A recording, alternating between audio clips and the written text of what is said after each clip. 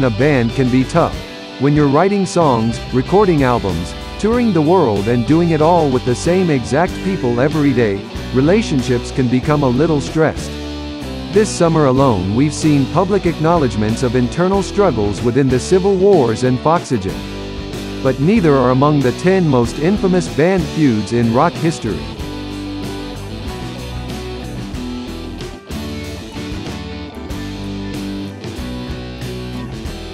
Mick Jagger vs. Keith Richards. The two rock gods have been standing beside each other on stage for around 50 years, and during that span they've done their share of feuding.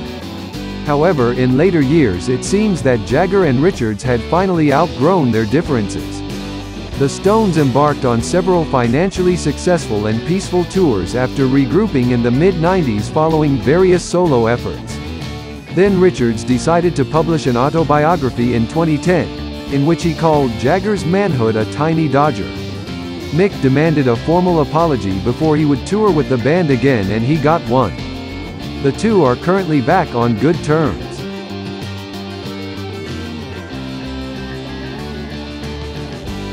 Simon and Garfunkel. The two folk musicians recorded their last album, 1970's highly successful Bridge Over Troubled Water, at a time when their personal relationship was rapidly deteriorating.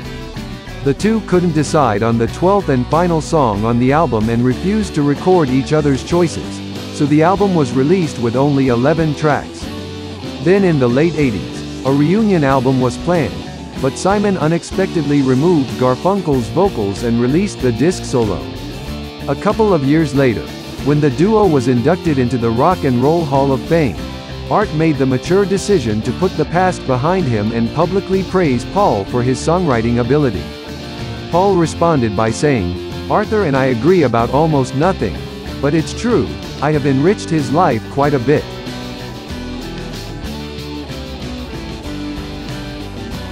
Don Everly vs. Phil Everly.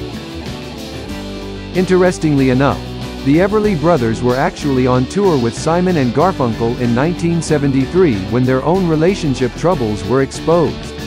In the middle of a California show, Phil unexpectedly stopped playing and walked off stage. Don responded by promptly informing the shocked audience that the Everly brothers were officially finished.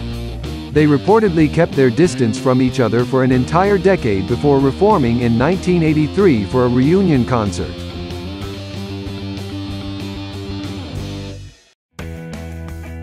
David Gilmour vs. Roger Waters.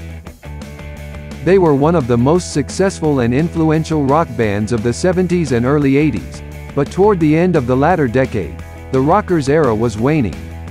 Bassist Roger Waters announced his departure and embarked on his own solo career, informing the rest of the Gilmour-headed band that they were barred from using the name Pink Floyd or using his inflatable pig. The two parties, obviously, ended up in a legal battle, with Waters telling Rolling Stone at the time, "If one of us was going to be called Pink Floyd, it's me. That's my pig. That's my plane crashing." The court eventually sided with Gilmour and the rest of the band, and it wasn't until 2005 that Waters performed again with Pink Floyd.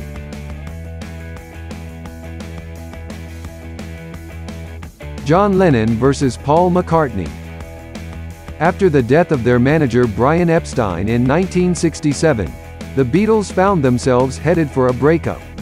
McCartney took over the reins, but Lennon later said he was just leading the band around in circles, and the group split in 1970.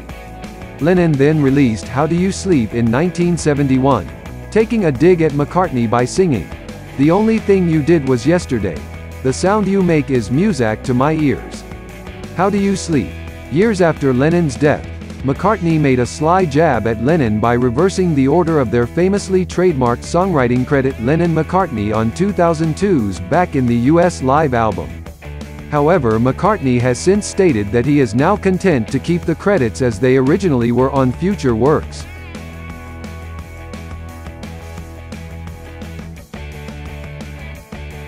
Axl vs. Guns N' Roses. The legendary metal singer has somehow managed to go through as many as 20 different musicians over his band's nearly 30-year existence. He's been called one of the most difficult people to work with in the history of rock, but one of his lowest moments came in a 2009 interview with Spinner, when he dogged former bandmate Slash. "Personally, I consider Slash a cancer and better removed. Avoided, and the less anyone heard of him or his supporters, the better," Rose said. Whether Rose had intended the stab to cut extra deep on account of Slash's mother's recent cancer-related death is unknown, but the words didn't sit too well with his former bandmate regardless. Ray Davies versus Dave Davies. If there's one thing we've learned from compiling this list, it's this: rock bands composed of brothers are a recipe for a well-publicized feud. Though only 3 brotherly bands made our top 10 list, the proof is everywhere. Just look at what happened with Kings of Leon a couple of years ago. Ray and Dave Davies are another perfect example. They've reportedly had a hard time getting along since early childhood, but in 1996 Ray reportedly ruined his younger brother's 50th birthday party by jumping on top of the cake to declare his own genius. Dave has publicly declared his brother an asshole and has compared him to toxic poison. They haven't performed together since the cake incident.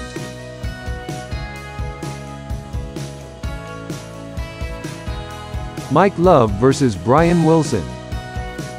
Often called America's Band, the California Dudes have had a long history of legal issues surrounding songwriting credits, royalties and usage of the band's name. These came to a public head in 2012, when Love unexpectedly fired Wilson and fellow original members Al Jardine and David Marks after a surprising reunion.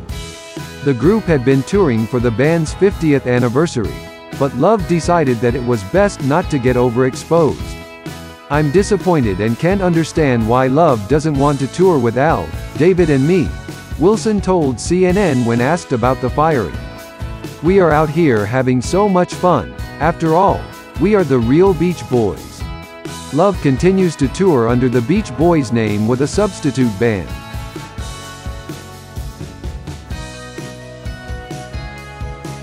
Noel Gallagher versus Liam Gallagher. The two brothers have admitted that they've been continually at odds ever since sharing a bedroom in their childhood home in Burnage, Manchester. But over 30 years of fighting finally took its toll on the brothers on the night of August 28, 2009. A mere minutes before the band was set to take the stage at the Rock en Seine festival near Paris, the two siblings engaged in a violent backstage fight that reportedly involved Liam smashing his older brother's guitar. It was the second reported violent incident surrounding the brothers. Noel drove off and the band's manager went on stage and cancelled the show, saying Oasis does not exist anymore. 2 hours later, a message from Noel appeared on the band's website reading, "I simply could not go on working with Liam a day longer." The two haven't seen each other since.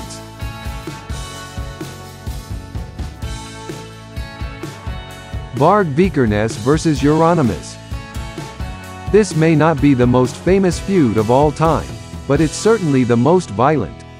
Just 2 years after the suicide of the band's vocalist Per Yngve Olin, who coincidentally went by the name Dead, two of the members became involved in a deadly dispute.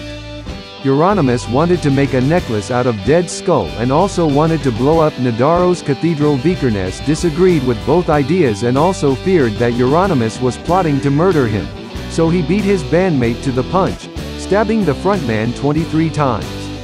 Euronymous died, and Vikernes went to prison.